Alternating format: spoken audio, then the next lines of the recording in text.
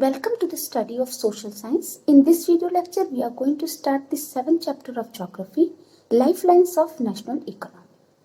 In this chapter, you will see how modern means of transport and communication serve as lifelines of a nation and its economy. Means how the transport system and means of communication useful for the progress of Indian economy. This is the first part of this chapter, and as I always do, I will explain each paragraph in form of question answers. So in this video, paragraph wise, our questions would be: why do we need transport, or what is the importance of transport, classification of transport, and how are transport, communication and trade complementary to each other? In a daily life, we use many goods and services. Transport are used to transport these goods and services from supply location to demand location. This means the product or goods and services move from factory to market and market to consumer through different means of transport. Some people are engaged in facilitating these movements known to be traders. So who are traders? Traders are who trade the products or buy and sell the goods and services. Traders make the products come to the consumer by transporting. Consumer means who consume or use the product. Now these efficient means of transport are prerequisite for the fast development of a country. Efficient means well organized and prerequisite means the first requirement. So well organized transport is the first requirement for the fast development of a country. In short, we can say transports are used to transport the goods and services from supply location to demand location. The traders are engaged in transportations of goods and services to the consumer. Efficient means of transport are prerequisite for the fast development of a country. Now the classification of transport. We know that land, water and air are three domains of the earth. The transport can be classified based on these three domains of the earth: land transport, water transport and air transport. Land transport could be further classified into roadways, railways and pipelines. Roadways and railways are used to mobilize goods as well as people from one place to another place. And pipelines are used to transport liquid and gaseous material over long distances. Underwater transport, we have inland transport and overseas transport.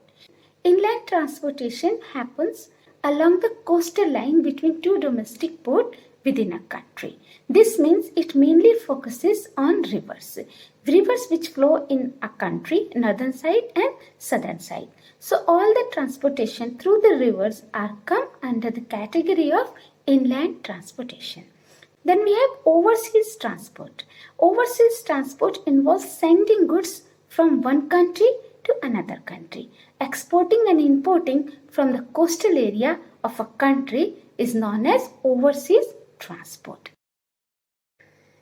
Air transport can be further classified into domestic airways and international airways. Domestic means within the nation. So all the network connect different cities within the nation come under the category of domestic airways. International airways connect India with other countries. Thus, transport can be classified into three categories: land transport, water transport and air transport. Land transport could be further classified into three categories: roadways, railways and pipeline. And under water transport, we have inland transport and overseas transport. Then airways can be divided in two categories: domestic airways and international airways. In next paragraph, we have a very important statement. You underline it. Transport, communication and trade are complementary to each other. Means how are transport, communication and trade supportive of each other. Transport are used not only for the transportation of goods and services but also help in the movement of ideas, people and technology from one country to another country, which improve the trade relation with other countries. Then communication help people of one country to interact with the people of other countries. Means through a good communication system, people of one country can communicate with the people of another country. This also help in providing better trade opportunity. Trade can be done with a country which are having good relation with us, and communication and better transportation play a very important role in trade. Means for trading of goods and services in time, it is necessary to have a good communication system and a developed transportation system.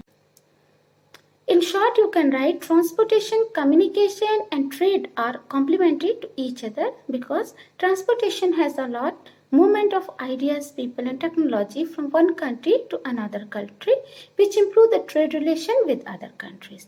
Communication helps people of one country to interact with other countries, which helps in providing better trade opportunity. And trade can only be done with the countries which are having good relations with us. A good system of communication and better transportation is very important for trading.